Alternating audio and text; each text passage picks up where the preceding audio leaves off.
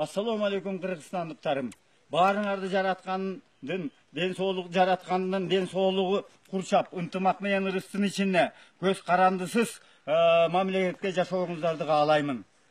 Бүгүнкү кайрылуумдун себеби Кытай чиновниги казак бизнесменине айтылган роликтин негизинде кайрылып атамын. Ооба, Кытай чиновниги кайрылды. Бул кайрылганда Кытай чиновниги эмне дейт? Силердин келечегиңер жок деп атат. Силердин ушунчалык сонун жерге ээ болуп алгансыңар. Бул сонун жерди оңдош керек. Бул каталык деп айтат. Кандай кылып оңдойт? Аны Кытайлар алыш керек дейт жерди. Дагы силер өзүңөр уурдайсыңар деп атат. Силер балдарыңардыкын да уурдайсыңар деп атат. Мына наристелердин келечегин уурдайсыңар деп атат. Силерде адамдар мындайды кылбайт дейт. Адамдар мындайды жасабайт дейт. Айбандар да жасабайт мындайды дейт. Мына билесиңерби дейт. Ошондуктан силердин келечегиңер жок дейт. Силердин жериңердин баары талкаланды дейт. Силердин уурдалды дейт. Тонолду дейт жериңер. Акырындык менен биздики боло баштады дейт. Силердин чиновниңер акчага жерин сатат дейт. Жөн эле жерин сатат. Энесин кошо сатат керек болсо, даяр энесин сатышка дейт. Силер бейкубат мамлекет түзө албадыңар дейт. Ал бейкубат өзүңөр башкара албайсыңар дейт. Силерди бөлөк башкарыш керек дейт. Силерди Кытайлар башкарыш керек дейт. Бул сөздөр бизге да туура келет. Андан кийин акырындык менен башкаруу саясатын биз жүргүзүп атабыз дейт. Эмне кылдык дейт, билесиңерби дейт.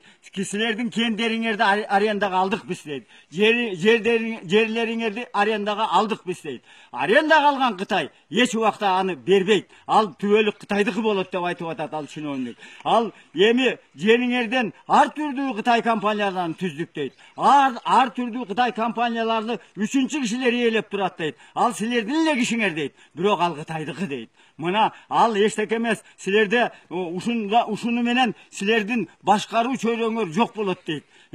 Келечегиңер жок болот деп айтып атат. Айланайындар, ал туура айтып атат. Абдан туура айткан. Бул казак эмес, казак агайындар эмес, кыргызга бизге таандык экен. Мына ошол себептен бизге таандык үчүн жан күйүп, жан кашайып айтып атамын.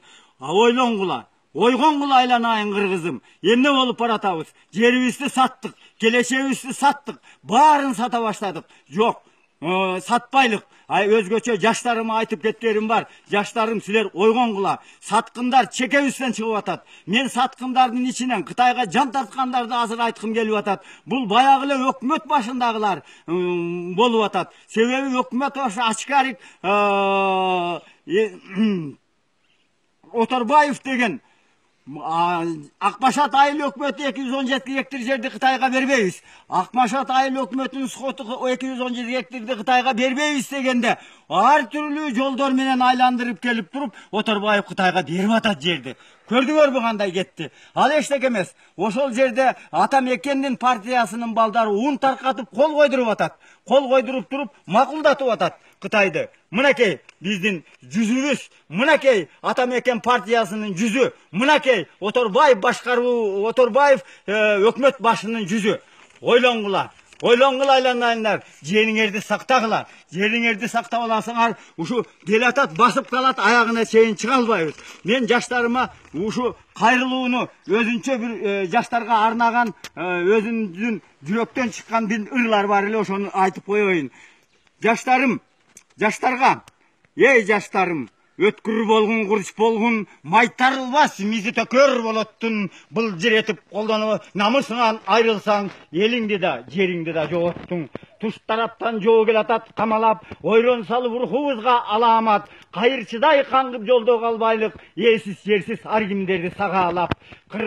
Ойлон ойгон, сакта кутман элиңди, омкорултуп бөлөлөктөп элиңди, ажыдаарлар чоң азуулар шыкаалайт, энчилетпе, кут дарыган жериңди.